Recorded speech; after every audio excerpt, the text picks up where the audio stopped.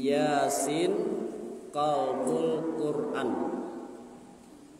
La yaqra'uha rajulun yuridullaha tabaraka wa ta'ala wad daral akhirah illa wufira lahu wa qara'uha ala mautakum. Sabda Nabi, Yasin itu adalah jantungnya Al-Quran. Seorang laki-laki tidak membacanya karena mengharapkan ridha Allah dan hari akhirat, kecuali Allah beri ampunan untuknya. Dan bacakanlah surah Yasin itu untuk orang mati kalian. Di orang mati di sini maksudnya bisa orang yang sedang sakaratul maut, bisa juga orang yang sudah meninggal. Jadi ini kelebihan dari surah Yasin. Jadi kalau manusia itu yang paling berharga atau yang menjadi raja dalam batang tubuh manusia itu adalah hati, hati, jantung hati. Jadi begitulah kedudukan Yasin di dalam Al-Quran. Yang pertama, kita usahakan setiap pagi membaca surah Yasin ini, kita ulang-ulang setiap hari. Yang kedua, sebelum tidur kita membaca surah As-Sajdah dan Al-Muluk. Dalam sebuah hadis diceritakan bahwa Nabi Muhammad SAW itu tidak akan tidur sebelum membaca surah Al-Muluk dan surah As-Sajdah. Karena Nabi SAW la yanamu hatta yaqra alif lam mim tanzil As-Sajdah wa tabarakallazi biyadihil mulk. Itu hadis. Al-Mulk As-Sajdah barah halaman. As-Sajdah barah halaman. 3 halaman. Al-Mulk 2 halaman setengah. Nah, 2 halaman setengah. Jadi lebih 5 halaman setengah. Itu lebih kurang 15 menit. Jadi kalau umpamanya gini kadang-kadang lupa dah semula lalu itu.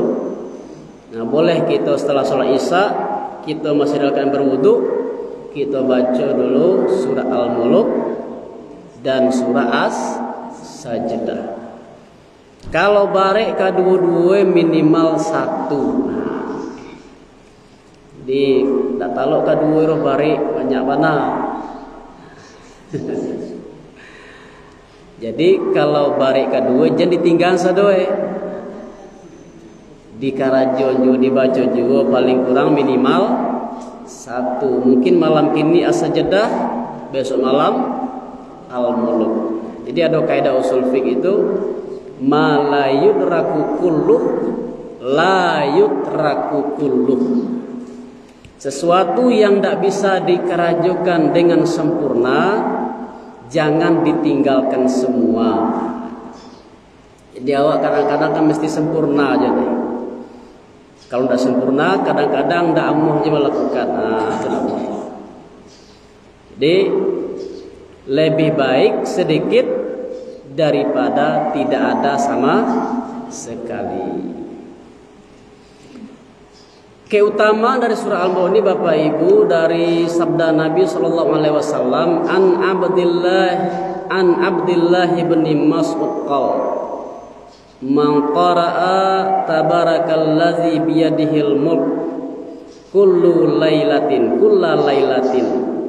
mana'ahu Allahu biha min azabil qabri wa kunna fi ahdi Rasulillah sallallahu alaihi wasallam nusammiha al-mani'ah wa innaha fi kitabillahi suratun man qara'a biha fi kulli lailah faqad aksara wa ataba.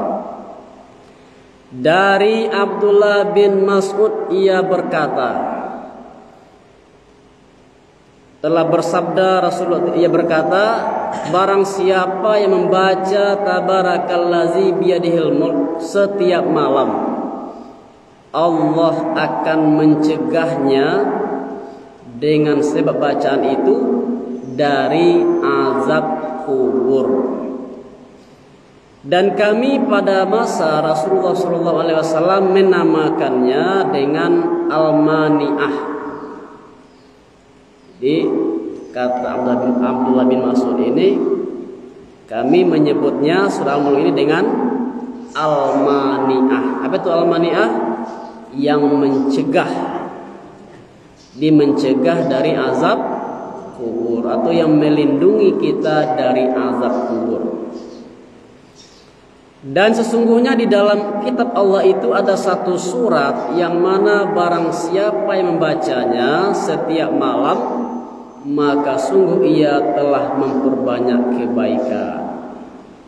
Jadi kalau kita ingin selamat dari azab kubur, maka lazimkanlah membaca surah Al-Mulk setiap malam sebelum tidur.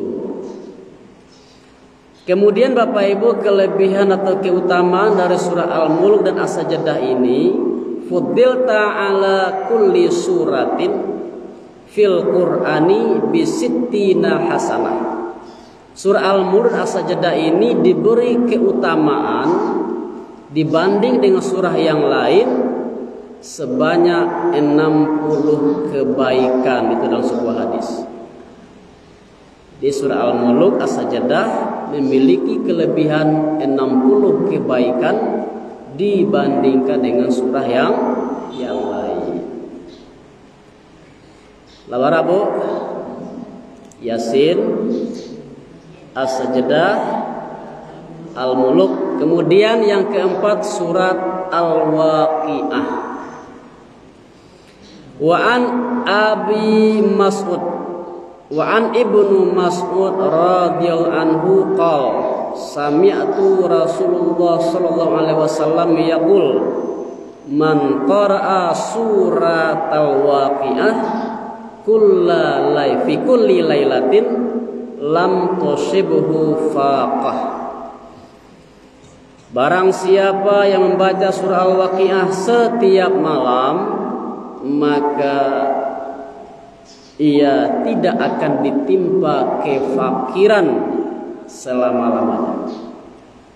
Jadi itu fadilah dari surah Al-Waqiah untuk mencegah kefakiran.